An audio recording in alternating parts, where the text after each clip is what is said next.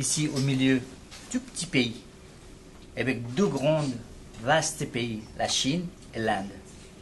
Et ne pensez pas que c'est tout petit pays, mais tout petit pays qui gère à peu près 10 plus hautes montagnes du monde.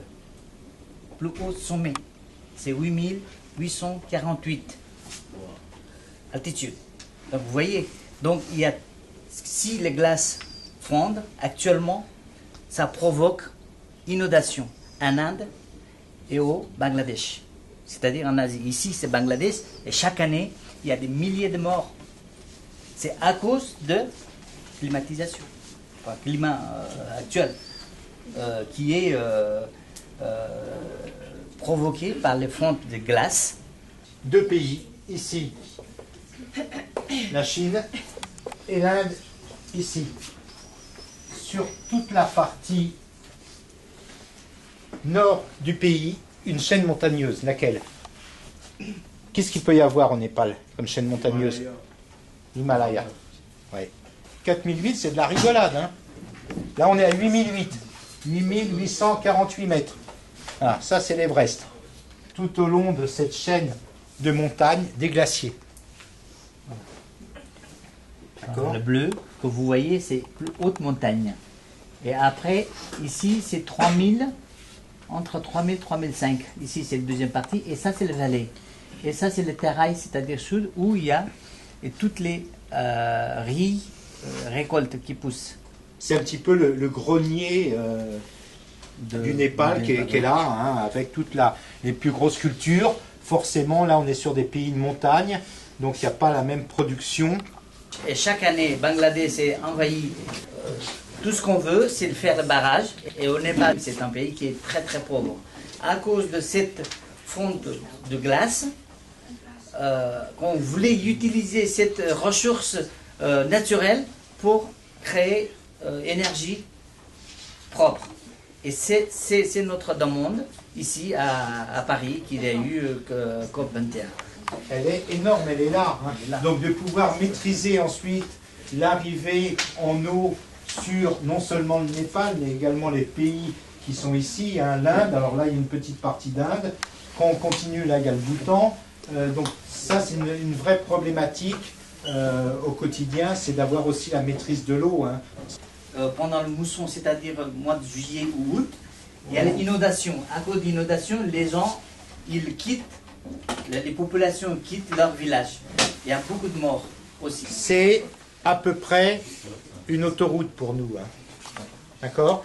Vous imaginez, sur la 6, là, qui est pas loin d'ici, s'il y avait au milieu de la 6 un trou comme ça. Voilà. Là-bas, je veux dire, les gens, qu'ils soient hindouistes, qu'ils soient bouddhistes, eh ben, ils font leur fête ensemble. Ils partagent aussi des lieux de culte. Ça, c'est les drapeaux de prière. Donc, dans chaque pays, il y a des prières. C'est les bouddhistes. Donc, nous aussi, on le respecte. On le retrouve non seulement dans les maisons, mais aussi souvent au niveau des cols. C'est-à-dire que lorsque vous arrivez sur un col, en montagne, en altitude, on va mettre des drapeaux à prière. Et alors c'est une signification particulière parce que, pourquoi? Parce que sur ces drapeaux, vous avez des prières qui sont marquées là. Et le principe est que le vent, si vous voulez, va traverser, va prendre les prières et va les emmener à travers le monde. Donc c'est le vent qui emmène la bonne parole, qui emmène les prières qui sont sur ces drapeaux à travers le monde et qui va permettre aux gens d'en bénéficier également. C'est la paix. Alors quand on dit namasté, on s'incline la tête. Voilà, namasté. Donc notre langue de l'Inde et du Népal, c'est venu de sanskrit. Donc, il y a les deux phénomènes. Hein. On a vu qu'il y a le phénomène des plaques hein, donc qui arrivent chacun dans un sens et qui vont générer ce tremblement de terre. Et puis tout ça, c'est aussi aggravé par un phénomène d'habitation. C'est-à-dire qu'ils ont des structures d'habitation. On n'est pas comme au Japon ou dans d'autres pays où on a une habitation antisismique. Là, ce n'est pas du tout le cas. Hein.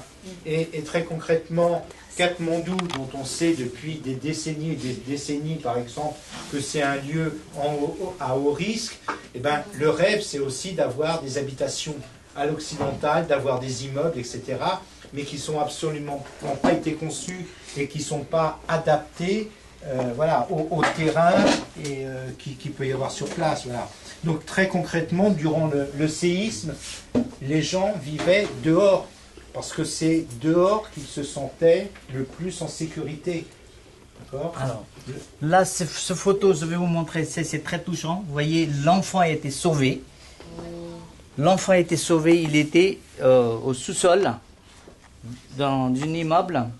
Et ce sont les armées qui l'ont pu sauver. Ça, c'est les 2 touristes qui étaient pendant leur voyage au Népal. Et ben, il y en a l'autre qui s'est trouvé vraiment dans les gravats et on l'a sorti. Donc, ils sont contents.